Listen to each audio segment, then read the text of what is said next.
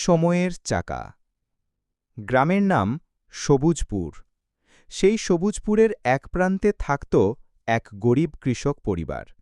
হরিপদ, তার স্ত্রী কল্যাণী আর তাদের একমাত্র সন্তান অমল। ভিটেমাটির সামান্য জমিটুকু ছাড়া তাদের আর কিছুই ছিল না। কিন্তু তাদের বুকে ছিল আকাশছোঁয়া স্বপ্ন। ছেলেকে মানুষ করতে হবে। দিনরাত এক করে হরিপদ মাঠে কাজ করত। কড়া রোদে পিঠ পুড়ে যেত, বর্ষায় ভিজে একসা হয়ে যেত, কিন্তু তার কোনো ক্লান্তি ছিল না। কল্যাণী অন্যের বাড়িতে কাজ করে, কাঁথা সেলাই করে দুটো পয়সা বাড়তি রোজগার করত। অনেকদিন আধপেটা খেয়ে থেকেছে, নিজেরা পুরনো ছেঁড়া কাপড় পরেছে, কিন্তু অমলের পড়া বা খাওয়ার কোনো অভাব হতে দেয়নি। তাদের একটাই মন্ত্র ছিল, অমল একদিন বড় হবে, আমাদের সব দুঃখ ঘুচিয়ে দেবে। অমলও বাবা মায়ের কষ্ট বুঝত। সে মন দিয়ে পড়াশোনা করে শহরে একটা ভালো চাকরি পেল। হরিপদ আর কল্যাণীর আনন্দ দেখে কে? সারা গ্রামে মিষ্টি বিতরণ করল তারা। বুক ভরা আশা নিয়ে ছেলের বিয়ের আয়োজন করল। শহরে থাকা একটি মেয়ের সাথে অমলের বিয়ে হল। কিন্তু বিয়ের পর থেকেই সবকিছু কেমন যেন বদলে যেতে লাগল। অমলের বউ রীতা গ্রামের এই মাটির ঘর, পুকুর ঘাট, সাদামাটা জীবনযাত্রার সাথে নিজেকে মানিয়ে নিতে পারল না।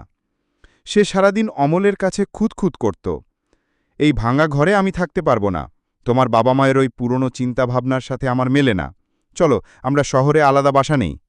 প্রথমে অমল রাজি হয়নি, কিন্তু দিনের পর দিন স্ত্রীর কথায় আর শহরের চাকচিক্যের মোহে সে নিজের শিকড়কে ভুলে যেতে লাগল। একদিন সে তার বাবা মাকে বলেই ফেলল, বাবা, রীতা এখানে থাকতে পারছে না, আমরা শহরে চলে যাচ্ছি। হরিপদর বুকের ভেতরটা যেন ডুমড়ে মুচড়ে গেল। কল্যাণীর চোখ দিয়ে ঝরঝর করে জল পড়তে লাগল।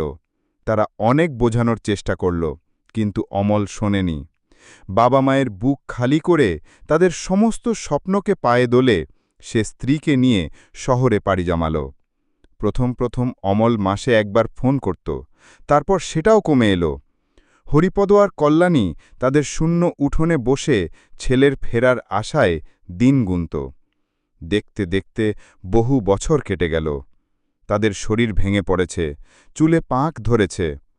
ওদিকে শহরে অমল আর রীতার এক ছেলে হল, সৌরভ। তারা সৌরভকে শহরের সবচেয়ে ভালো স্কুলে পড়ালো, দামি দামি খেলনা, পোশাক কিনে দিল, কিন্তু তাকে দেওয়ার মতো একটাই জিনিস তাদের ছিল না, সময়। অমল তার অফিসের কাজে ব্যস্ত, রীতা তার নিজের জগৎ নিয়ে ব্যস্ত। সৌরভ বড় হতে লাগল একরাশ একাকিত্বের মধ্যে। দাদু দিদার কথা সে শুধু ছবিতেই দেখেছে, তার বাবা মা কোনো দিন তাকে গ্রামে নিয়ে যায়নি। সৌরভ বড় হয়ে পড়াশোনা শেষ করে একটা ভালো চাকরি পেল। একদিন রাতে খাওয়ার টেবিলে সে তার বাবা মাকে শান্তভাবে বলল, বাবা মা, আমি একটা সিদ্ধান্ত নিয়েছি, আমি এই শহর ছেড়ে গ্রামে আমার দাদু দিদার কাছে গিয়ে থাকব। অমল আর রীতা যেন আকাশ থেকে পড়ল। অমল অবাক হয়ে বলল, মানে এই ফ্ল্যাট, এই আরামের জীবন ছেড়ে তুই ওই গ্রামে গিয়ে থাকবি কেন? সৌরভ শান্ত গলায় উত্তর দিল, কারণ ওখানে আমার শিকড় আছে বাবা। তোমরা আমাকে সব কিছু দিয়েছ, শুধু ভালোবাসা আর সঙ্গ ছাড়া। আমি শুনেছি দাদু দিদা নাকি নিজেদের সবটুকু দিয়ে তোমাকে মানুষ করেছিল। আমি আমার জীবনের বাকি সময়টা তাদের সাথেই কাটাতে চাই, যাদের কাছে সম্পর্কের দাম টাকার চেয়ে বেশি। ছেলের মুখে এই কথাগুলো শুনে অমলের মাথা ঘুরে গেল। তার চোখের সামনে ভেসে উঠল বহু বছর আগের এক দৃশ্য। তার বাবা মা ঠিক এভাবেই তার সামনে দাঁড়িয়ে চোখের জল ফেলছিল। সে বুঝতে পারল সময়ের চাকাটা ঠিক ঘুরে আসে। যে কষ্ট সে তার বাবা মাকে দিয়েছিল, আজ তার নিজের সন্তান তাকে সেই একই কষ্ট ফিরিয়ে দিচ্ছে।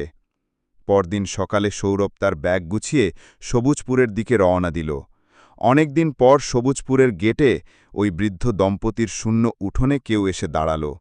লাঠি হাতে বেরিয়ে এসে দেখল তার অমলের মতোই দেখতে এক তরুণ দাঁড়িয়ে আছে। কল্যাণী অবাক চোখে তাকিয়ে রইল।